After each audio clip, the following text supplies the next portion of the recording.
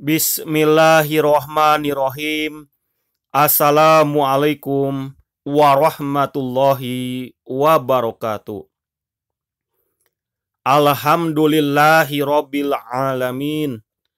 Allahumma sholli ala Muhammad wa ala ali Muhammad. Rabbi sholli sodli wa yassirli amri. Lahu uqdatan min lisani yafqahu qawli. Rabbi zidni ilman warzuqni fahman birahmatika ya arhamar rahimin. 7 golongan yang mendapatkan naungan Allah pada hari kiamat. Ditulis oleh Ustadz Muhammad Abdul Tausikal. Ada hadis yang patut direnungkan, yaitu mengenai mereka yang akan mendapatkan naungan Allah pada hari kiamat.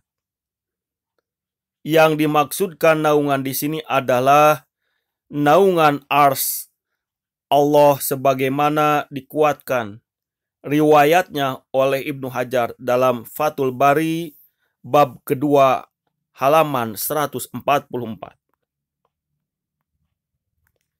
Hadis lengkapnya berbunyi sebagai berikut. An Abi Hurairah radhiyallahu anhu anin nabiyyi sallallahu alaihi wasallam qala sab'atu yudluhumullahu fi dillihi yauma la dilli illa diluhu.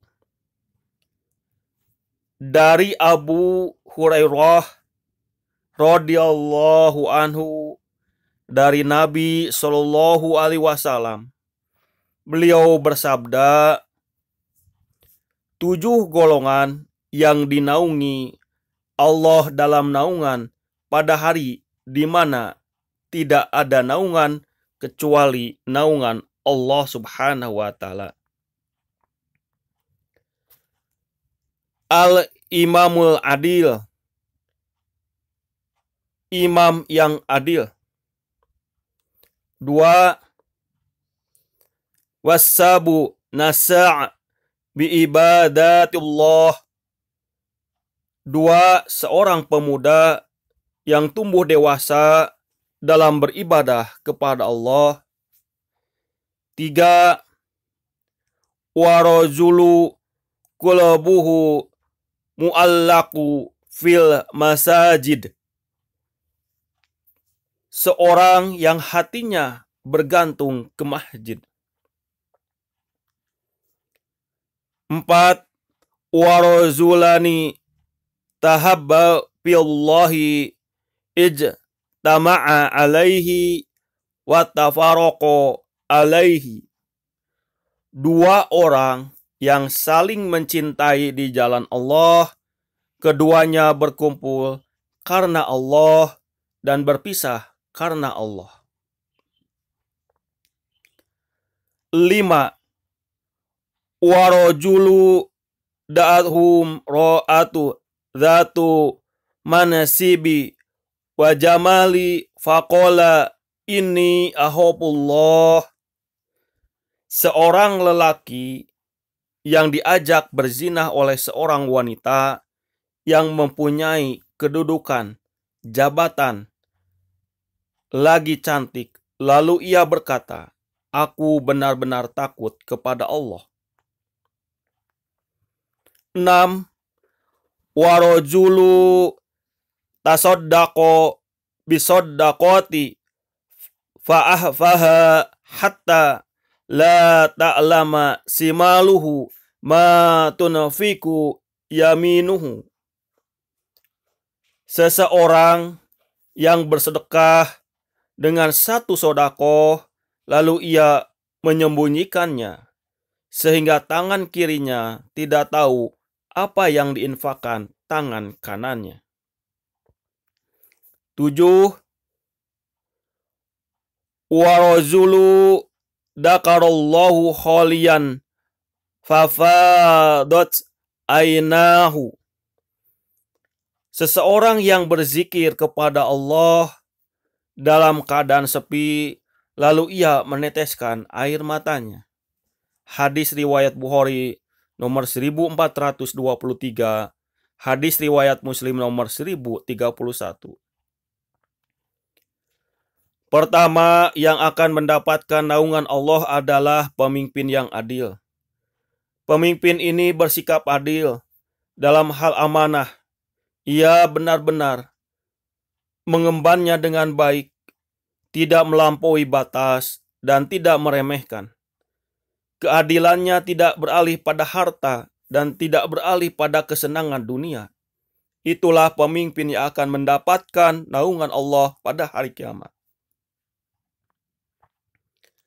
Kedua adalah pemuda yang tumbuh dalam ketaatan pada Allah. Kenapa disebut pemuda? Karena pemuda asalnya nafsunya begitu tinggi pada dunia, dan kebanyakan itu lalai dari akhirat. Kalau ada pemuda yang rajin berjamaah di masjid, rajin menghadiri sholat fajar, akhlaknya pun bagus pada bapak ibunya, dialah pemuda yang jadi harapan akan mendapatkan naungan Allah pada hari kiamat. Pemuda seperti itu sangat jarang kita temui saat ini, karena kebanyakan pemuda itu lalai.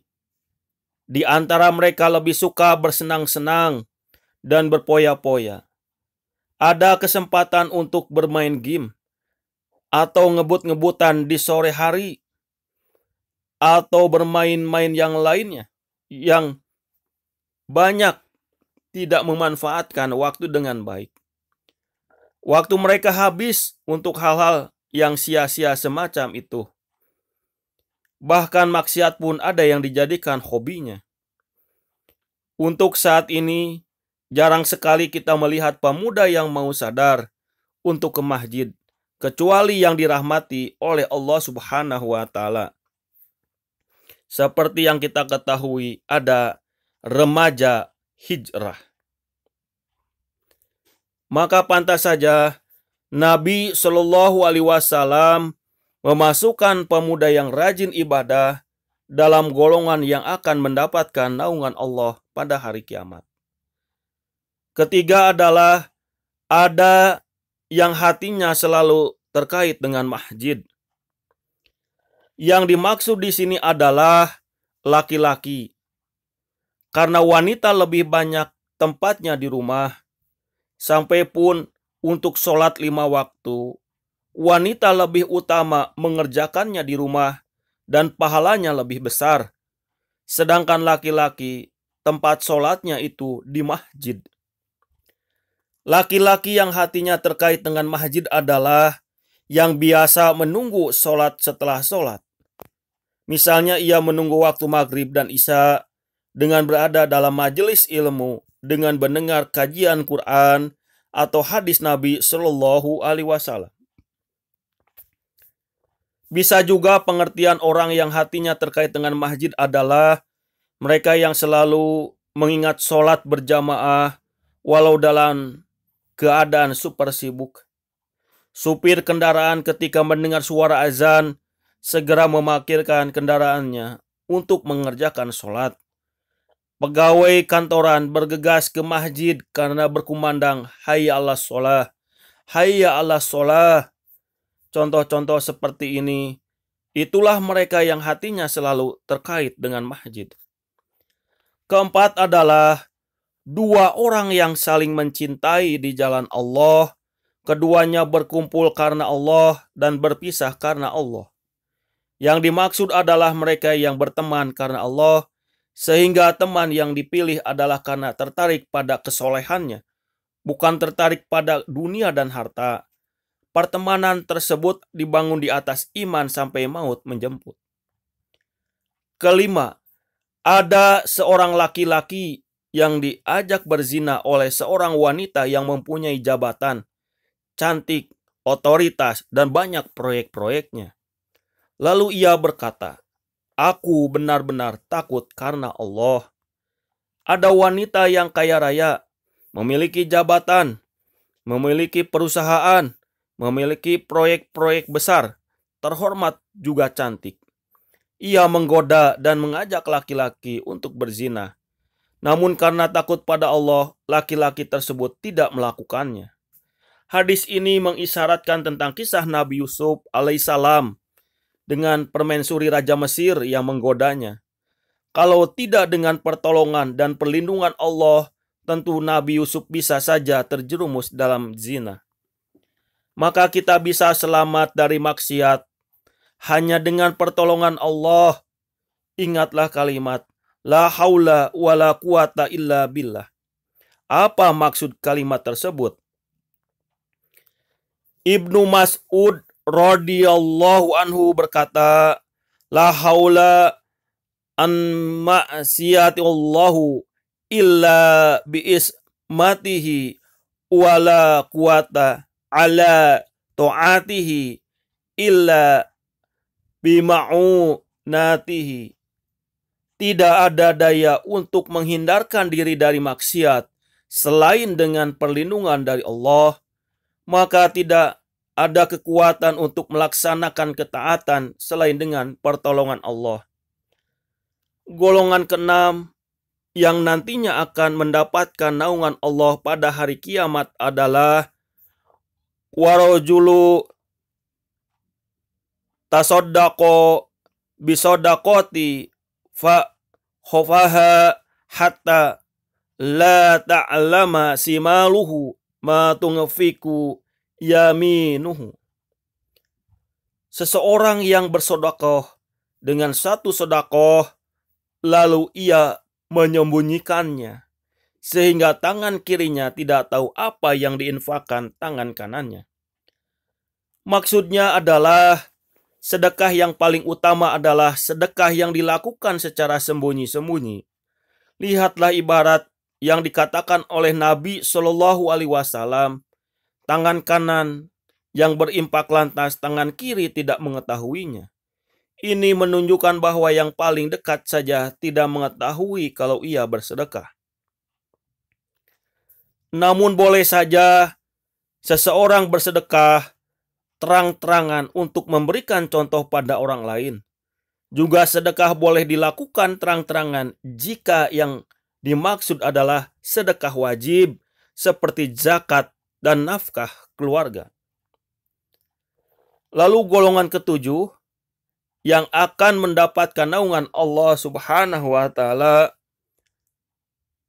warajulu dakarallahu kholiyan fafadatu ainahu. Seseorang yang berzikir kepada Allah dalam keadaan sepi, lalu ia meneteskan air matanya. Maksudnya adalah orang yang rajin berzikir pada Allah dengan benar-benar menghayati, hingga terkadang air matanya menetes ketika menyendiri karena takutnya kepada Allah Subhanahu wa taala. Dikatakan ia berzikir seorang diri ketika sepi, menunjukkan bahwa zikir yang utama itu disembunyikan karena lebih akan terjaga dari riya. Semoga Allah menggolongkan kita masuk dalam 7 golongan di atas yang tidak ada naungan kecuali naungan Allah Subhanahu wa taala. Shadaqallahul adzim. Sami'na wa ata'na. Ghufranaka Rabbana walaikal masir. Nasrun minallah, wafatun qarib, wa basiril mu'minin, pastabiqul khairat. Subhanaka Allahumma wa bihamdika asyhadu an la ilaha illa anta astaghfiruka wa atubu ilaih. Semoga Allah Subhanahu wa taala mengampuni segala kehilapan-kehilapan dan menerima seluruh amal-amal ibadah kita, keluarga kita, saudara-saudara kita, kedua orang tua kita, guru-guru kita, sahabat-sahabat kita, teman-teman kita, para pemimpin bangsa Indonesia. Semoga Allah Subhanahu wa taala menjadikan negara Indonesia menjadi negara yang baldatun thayyibatun warobun ghafur. Amin ya Allah ya rabbal alamin. Assalamualaikum warahmatullahi wabarakatuh.